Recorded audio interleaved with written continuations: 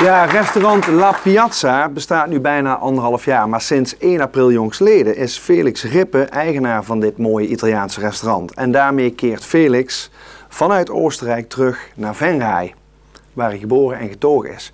Nou, welkom terug in Venray. Dag Felix. Ja, geboren en getogen in Venray, ja. Maar je hebt jaren in Oostenrijk gezeten. Ja. Kun je even kort over vertellen van hoe je daar terecht bent gekomen? 31 jaar kort vertellen, dat is niet makkelijk. Mijn vrouw die had fysiotherapie gestudeerd en die was klaar met de studie. Toen waren er 3000 werkloze fysiotherapeuten in Nederland. Dus zij wilde ergens wel werk hebben. Toen zijn we naar Oostenrijk verhuisd. Daar heeft zij een baan gekregen. Ik was sportconsulent in Nijmegen, ben met haar meegegaan. Ja, daar ben ik begonnen als psychomotorisch therapeut bij een geestelijk gehandicapteninrichting.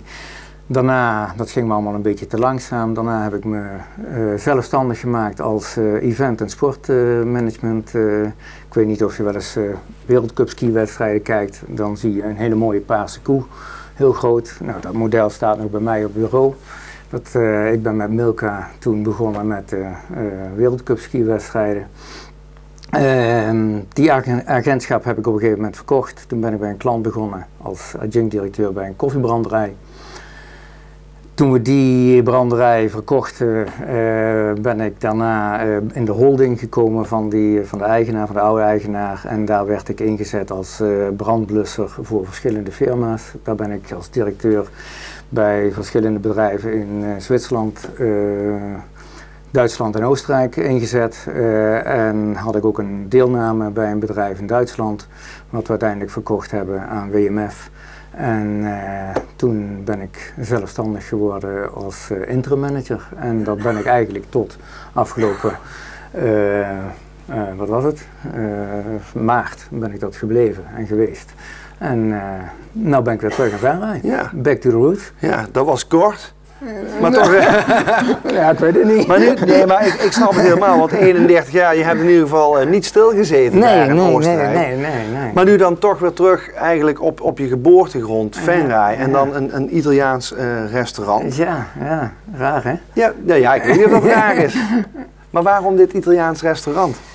Nou, ja, wij hadden altijd wel zoiets, kijk, ik heb in die koffie gezeten, ik heb ook in bedrijven gezeten die koffietechnologie gedaan hebben.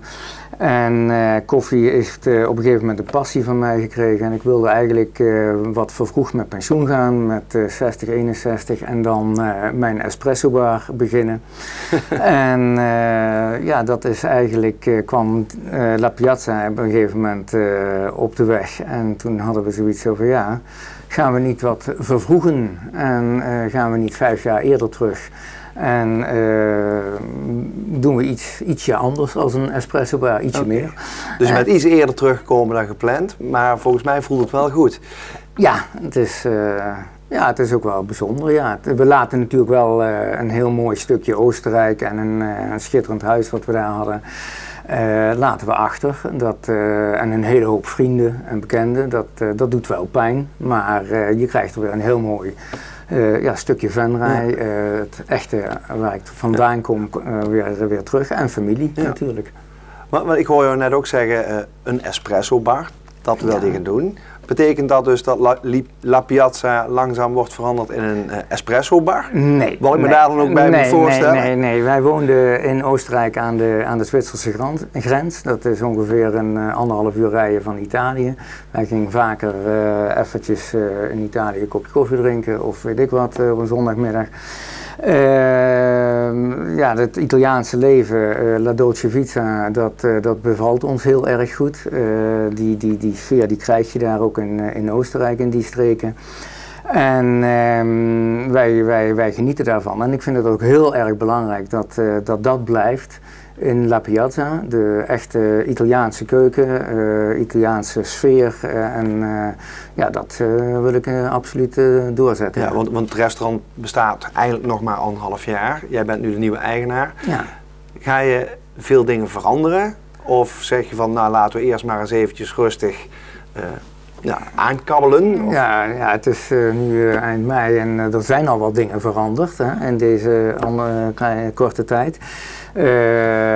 Maar echt grote dingen veranderen doen we niet. We hebben de 80 vierkante meter terras er nog een keer bij gekregen voor het echte aperitivo italiano. Daar kun je niet echt eten, maar je kunt er wel lekker genieten van aperitiefje en wat kleine antipasti. En bij de lauwe zomeravonden die dan gaan komen, hoop ik, ga je dan maar lekker genieten van dat hopen wij hier Dolce Vita. Nou, helemaal goed. Ja. En jouw rol binnen het bedrijf, is dat achter de schermen of word je echt het gezicht van La Piazza? Nou, dat is wel iets wat ik ook altijd in het bedrijfsleven geleefd heb. Ik wil ieder schroefje en ieder procesje en alles wat er binnen een bedrijf loopt, wil ik kennen en wil ik weten. Dus ik ben nu vol operatief daar bezig. En zal ook zeker het gezicht zijn van het restaurant. Maar ik ben van de andere kant ook een teammens. Dus ik wil ook niet dat op één persoon gaan bouwen. Met het hele team zetten we het succes om. En er zullen dus ook wel meerdere gezichten naar voren komen. Nou, helemaal goed. En nou is in Venray toch al behoorlijk wat keuze als het gaat om eetgelegenheden en restaurants.